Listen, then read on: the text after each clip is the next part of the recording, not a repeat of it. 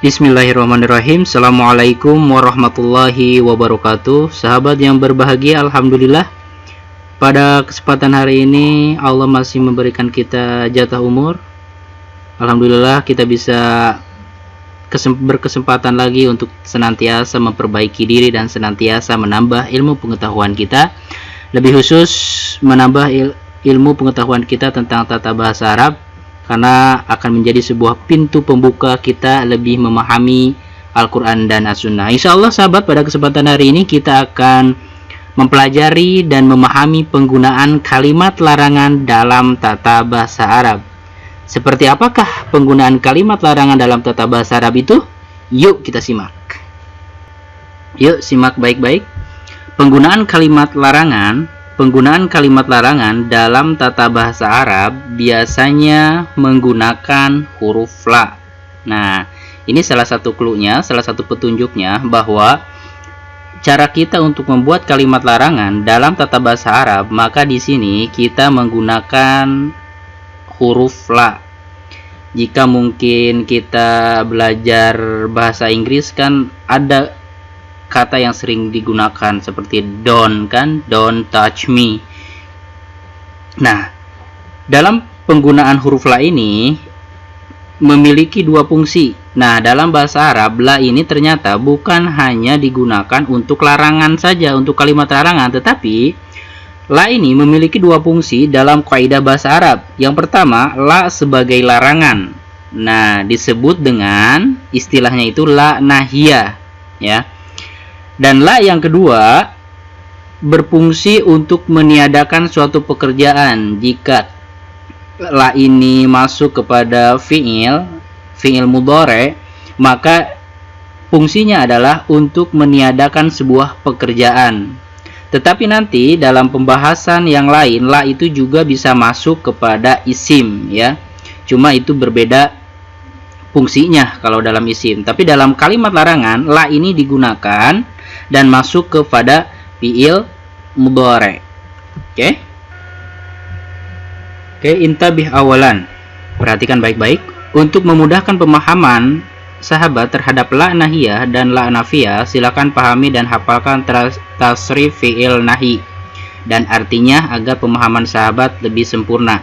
Jadi ini salah satu pola. Ini pola yang digunakan untuk membuat la nahiyah, ya. Ini caranya yaitu dengan kita menghafalkan tasrif fi'il nahi. La taf'al, la taf'ala, la taf'alu, la taf'ali, la taf'ala, la taf'alna. Silakan sahabat ulang-ulang lagi sampai 5 kali sampai hafal dengan metode buka tutup atau metode meremelek. Jadi isim la fi'il la nahiyah ini adalah dia itu menunjukkan larangan.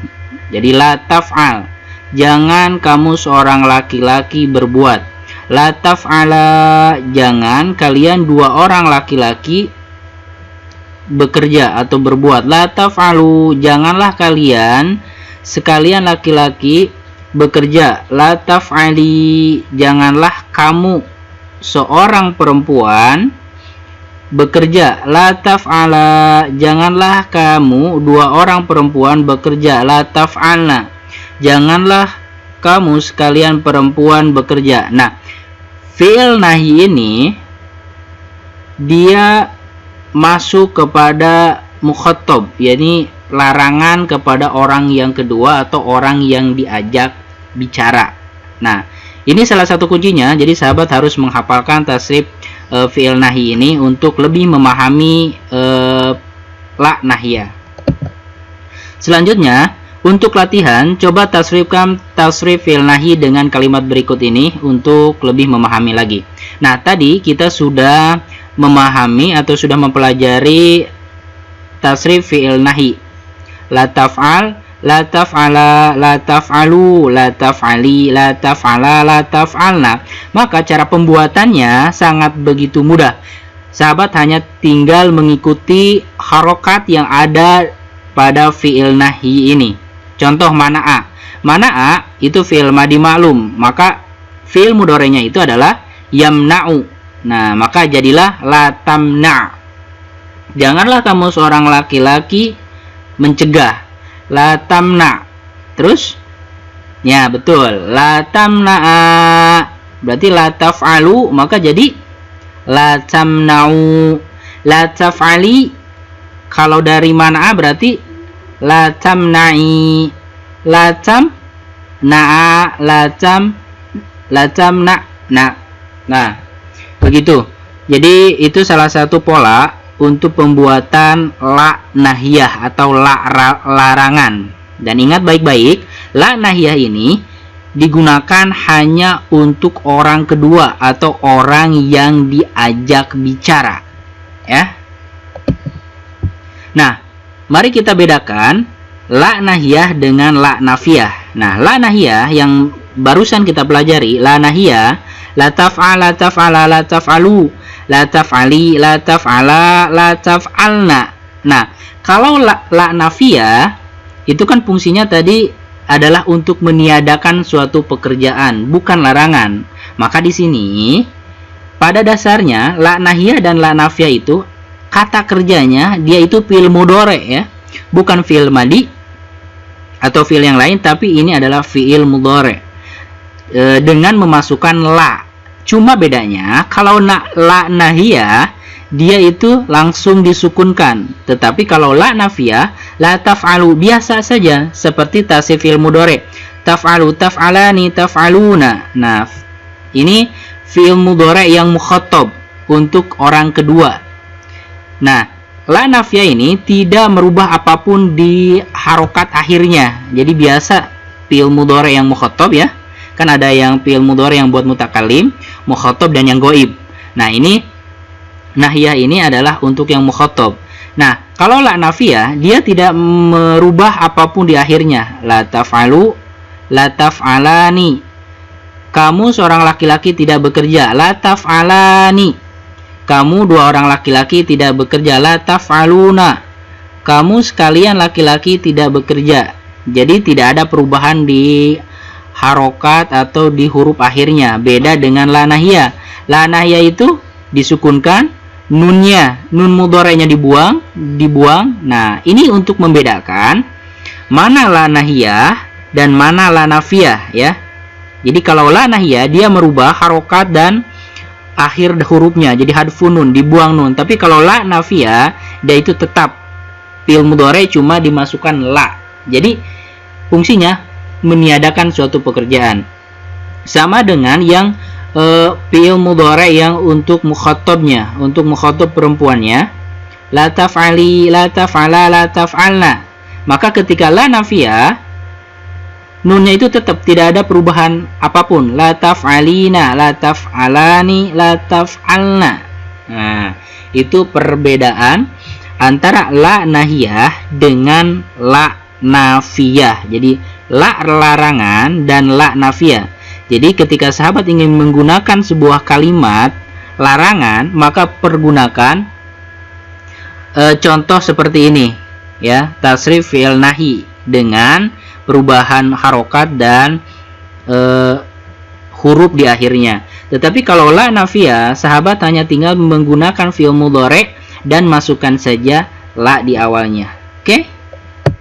Selanjutnya, perhatikan tabel berikut ini. Nah, saya hanya ingin menegaskan bahwa la nahiyah itu ya, la nahiyah, la untuk larangan suatu pekerjaan, dia itu hanya berfokus kepada mukhatab tadi. Orang yang diajak bicara atau orang yang kedua. Intinya, fi'il la nahiyah dengan la nafiyah itu masuk ke fi'il mudhari. Yaf'alu, yaf'alani, yaf'aluna, terus sampai naf'alu. Nah, ketika sahabat menemukan pola yang berbeda fi'il mudhari'nya jadi yaf'ulu atau yaf'ilu, jangan khawatir, jangan keder. Tetap saja harokatnya diikutin. Kalau yaf'ilu berarti yaf'ilani, yaf'iluna, terus dengan tetap istiqomah. Harokatnya itu kalau kasroh ya kasroh terus, kalau domah, domah terus. Nah, kembali lagi, la nahiyah itu tadi ya berfokus hanya untuk mukhatab, jadi tidak masuk ke fi'il mudhari yang gaib ataupun yang mutakallim.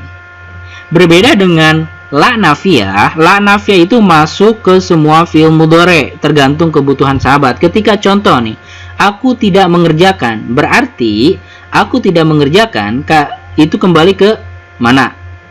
Nah, fi'il mudhari yang mutakalim, af'alu, aku mengerjakan, aku akan atau sedang mengerjakan.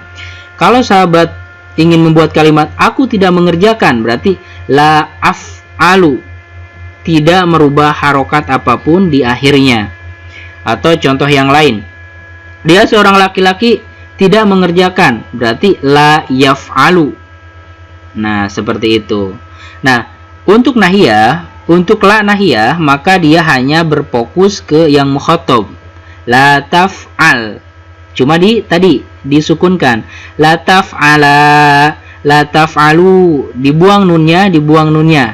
Itu perbedaan antara la nahiyah dan la nafiyah.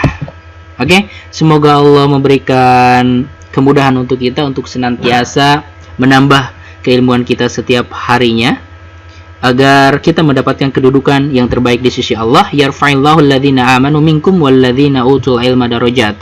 Allah akan mengangkat derajat orang-orang yang berilmu dan beriman di antara kita semua. Jazakallah khair. Allahumma inni as'aluka ilman nafi'an wa rizqan tayyiban wa amalan mutaqabbalan. Oke, sampai bertemu di episode selanjutnya. Assalamualaikum warahmatullahi wabarakatuh.